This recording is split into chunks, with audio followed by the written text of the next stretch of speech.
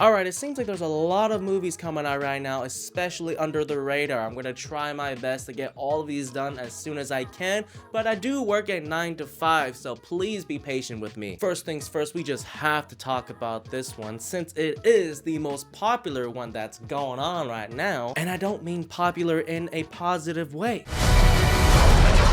Did I frighten you?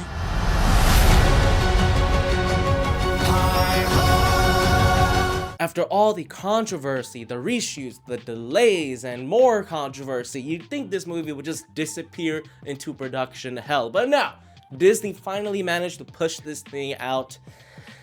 And well, it went as great as you expected. That is not great at all, with all the reviews coming out talking about how shitty this is, especially how poor of an adaptation.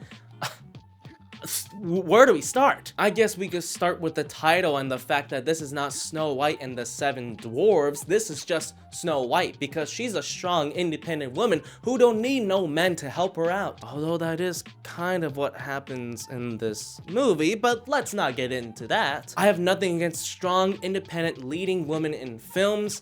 It's just the way they're written sometimes that is so gross that it makes no one want to watch it, makes no one want to waste their time giving the light of day for these kinds of stories. And unfortunately, Snow White sort of leans into this category of female-led films. But I don't really know what to be offended by. The fact that they didn't 100% fully commit into this new redirection that they were sort of talking about all those years ago during the terrible press going around this movie, Rachel Zegler talking all that shit. Did they just do a whole bunch of reshoots to incorporate some of the original story into this adaptation? What does this movie want to be? A faithful adaptation or a horrible realization of toxic modern femininity? For those of you who don't know the story of Snow White, she is considered the most beautiful and fairest of them all. But her jealous stepmother cannot accept this reality and condemns Snow White to death. Snow White manages to escape and hides out in a cottage with 7 dwarves, which is why the original film is called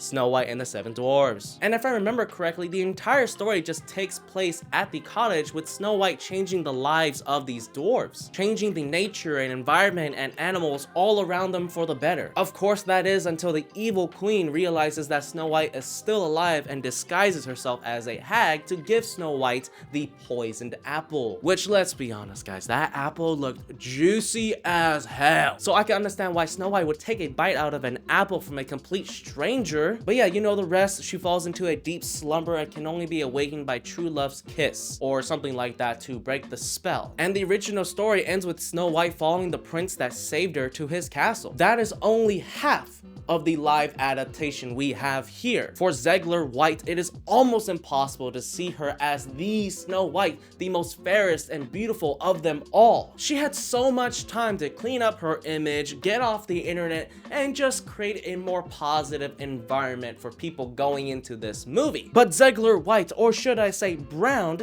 did none of those things. Instead, she just doubled down on her perspectives, thoughts, and ideas, and just continuously shared everything online because she's a strong, independent woman. And we all know that the only way to be a strong, independent woman is to be toxic as hell. I'm a narcissist. So yeah, going into this movie, it was already not working. They got rid of the prince and replaced him with the leader of a group of bandits who still believe in the old king, you know, Snow White's father. Who are these bandits, you may ask? Well, it turns out those magical creatures that we saw in leaked photos of the set were not magical creatures, but a group of bandits. And yes, like you saw in the trailers, there are these 7 dwarves who are 100% CGI, and you know, they look pretty good. It's still kind of wonky seeing her try to interact with these CGI things, but for the most part, it was okay. The 7 dwarf sequence in this film was not bad. Okay, let me just get this out of the way first. The production overall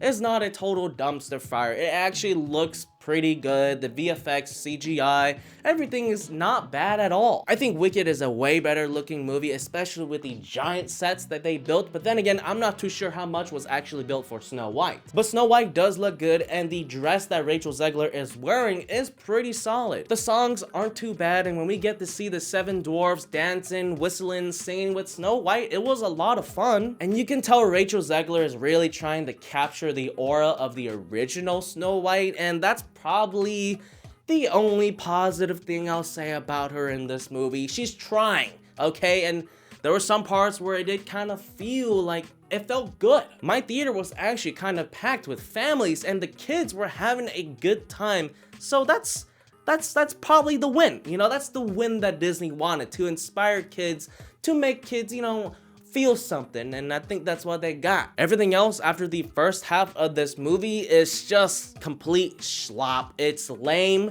boring, and just uninteresting. Oh, and if you're also wondering if they keep the poison apple and kiss in this film, yes, it is still in here. But none of the things that happen in this movie feel earned or warranted because of just how rushed the storyline is. Because of how rushed every single storyline is. I mean, all the relationships built within this movie are so quickly overlooked to the point where I'm just like, is anyone even trying to create a connection for the audience, for us to care about any of the characters or the relationships the characters are having? What the fuck is happening? Next thing you know, the dwarves are like, that's right, we all of a sudden care for Snow White even though she's only been here for a day. And the romance between the bandit leader and Snow White just felt so goddamn forced and rushed. I just wanted to leave right there and then, just walk out of my theater, because this is just offensive. Albeit the original film did not have the prince until the very end, so Disney has an opportunity here to develop him as a character, as a person, to make us believe his love for Snow White. But this isn't a movie about how true love's kiss can awaken Snow White. This is about Snow White and how she's a strong leading woman. Oh god. So by the end of this movie, she just decides to walk back into the castle because she's not afraid anymore.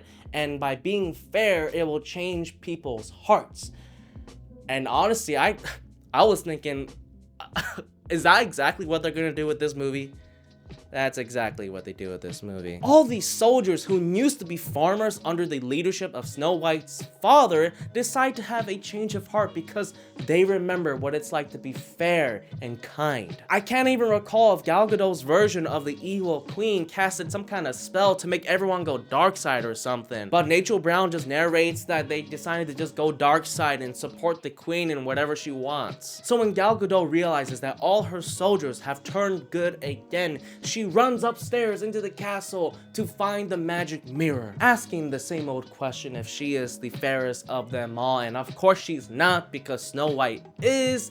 Then Gal Gadot breaks the mirror, which it then just consumes her. I gotta be honest, was kind of fucking cool. I mean, it's a magic mirror, it has to be able to do other stuff. And then the movie ends with another musical performance with Rachel Zegler wearing a white dress, and you know, this movie's kind of whatever. There aren't any performances here that pop out. I hardly believed Rachel Zegler as Snow Brown. And there's just something going on with Gal Gadot's accent here. I don't know if it's on purpose, but she is constantly slipping in and out of different accents, and I don't know what's going on. And oh my god, like the singing, her singing, I don't know. Sometimes I was just like, it's good, and sometimes I'm just like, I don't know if this is good or if it's supposed to be bad. I don't know what happened here. Let me tell you something, man. I was cracking up when Snow White walked back to the castle and everyone, all the people around her just started singing and humming. That shit just fucking got me giggling. I don't know why. And I just tried to stifle it because I didn't want to piss anybody off. The kid to the right of me must have been weirded out seeing that this grown-ass man is watching this movie. Yeah, I'm sorry, kid. I'm the fucking loser that paid to watch this movie. The best part of this movie was really the audience that I was with. All the kids just in awe of what they were seeing. I hope that this adaptation inspires parents to have their kids watch the original, and hopefully the original is what inspires those kids more than what this movie did. Oh my god. I wouldn't say it's an abomination or giant dumpster fire, but it is a total disaster that did not need to exist. I can't see anybody in the film industry wanting to work with Rachel Zegler again after everything she has done to basically bury this film 6 feet under, 12 feet under. You know what? Fuck it. All the way 100, 200, 300 feet under. As you can obviously tell, don't waste your time with this movie. All right, that's enough of me. I'll catch you guys next time. Y'all niggas wasn't ready. Y'all niggas wasn't ready. Yeah. Talk around, y'all.